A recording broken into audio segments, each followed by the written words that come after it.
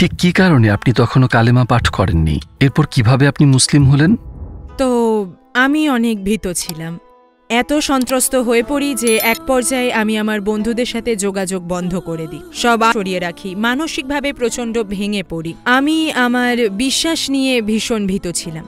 আমি ভয় পেতাম যদি আমার লাইফস্টাইল পরিবর্তন করতে হয়। এমন নয় যে দুনিয়াবি জিনিসের প্রতি আমার অনেক মোহ ছিল, তবে আমি ছিলাম স্বাধীন, আর এই স্বাধীনতা সমর্পণ করে দেওয়া আসলেই ভীতিকর, বিশেষত যখন আপনি জানবেন না এই বিশ্বাস থেকে আপনি কি পাবেন। তবে আমি আমার বিশ্বাস থেকে অনেক কিছু পেয়েছি, তো আমি তার সাথে যোগাযোগ বন্ধ করে দিই। তো এভাবেই চলছিল।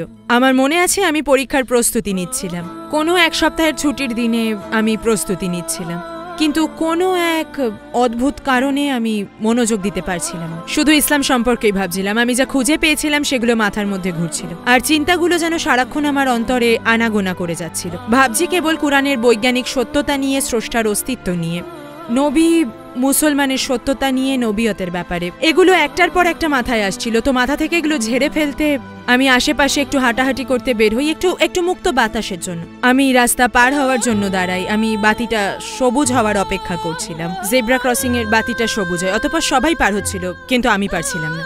আমার মনে হচ্ছিল যে আমার পা দুটো আটকে গেছে, আর আমার মনে হচ্ছিল যদি এই রাস্তা বা অন্য কোনো রাস্তা পার হতে যাই এবং কোনো গাড়ি আমাকে চাপা দেয়, তবে আমি প্রকৃত সত্য জেনেও তা গ্রহণ না করেই মারা যাব। আমার কি হবে তাহলে?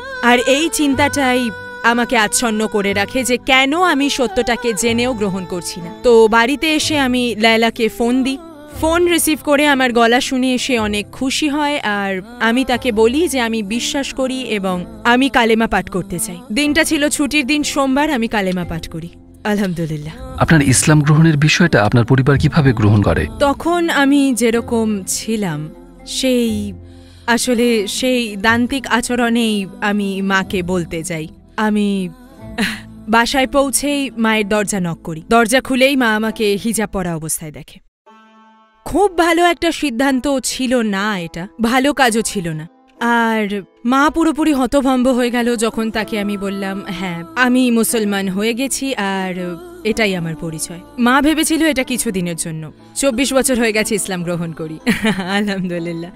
তবে পরবর্তী সময়টা কঠিন ছিল। পরিবার, বন্ধুদের হারাতে হয়। ইসলাম গ্রহণের কয়েক বছর পর আমি সম্পূর্ণ একা হয়ে যাই, আর সত্যি বলতে খুবই কঠিন সময় যাচ্ছিল। ইসলাম গ্রহণের পর আপনি কি কি চ্যালেঞ্জের সম্মুখীন হন? মায়ের সাথে আমার যোগাযোগ বন্ধ হয়ে যায়, আরো অনেক কিছু ঘটে সে সময়। আমার মায়ের সাথে আরেকটা লোকের সম্পর্ক ছিল, আর সেই লোকটা ইসলামকে প্রচণ্ড ঘৃণা করতেন। সেই আমার মাকে আমার বিরুদ্ধে উস্কে দেয়। আর আমার মনে আছে যখন আমার 17 বছর বয়স, খুবই কষ্ট পেয়েছিলাম যখন তিনি বললেন, আমার দিকে তাকালেন আর বললেন যে আমি আমার দায়িত্ব পালন করেছি, তোমার মা হয়ে থাকার আর কোনো প্রয়োজন নেই, নিজের পথ দেখো। সেই সময়টা খুবই কষ্টের ছিল। নিজের পরিবারকে পাশে পাওয়াটা জরুরি ছিল। আর আর সেই সময়ে মায়ের থেকে প্রত্যাখ্যাত হওয়াটা খুব কষ্টের ছিল, ভীষণ কষ্টের ছিল।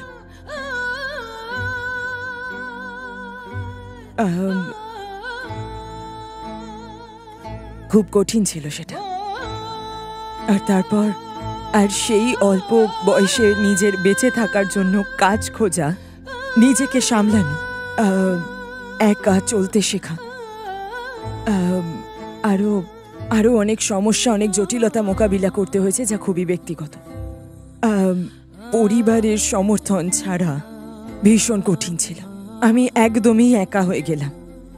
আর আমি একটা বিশেষ ইসলামী ধর্মের মাধ্যমেই ইসলাম ধর্ম গ্রহণ করি, কিন্তু পরে সেই গ্রুপও ত্যাগ করি। মূলত আমি দিক বিদিক ছুটে বেড়াচ্ছিলাম একটা গ্রুপ থেকে অন্য গ্রুপে। সেই সাথে যখন আমার পরিবার থেকে এরকম ব্যবহার চলছিল, আমি বুঝতে পারছিলাম না আমি কোন দিকে যাব।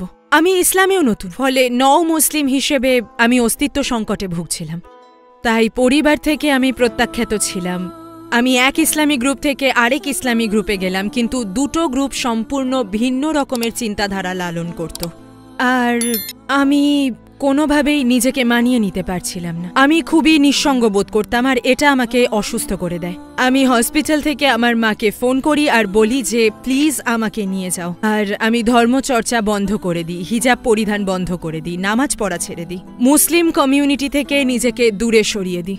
কিন্তু তখনও ঈমানকে আঁকড়ে রাখি। এর কারণ ছিল আমি সম্পূর্ণ যৌক্তিকভাবে চিন্তা করে মুসলিম হওয়ার সিদ্ধান্ত নিয়েছি, আর এই কারণেই পরীক্ষাগুলো আমার সক্ষমতার বাইরে চলে গিয়েছিল।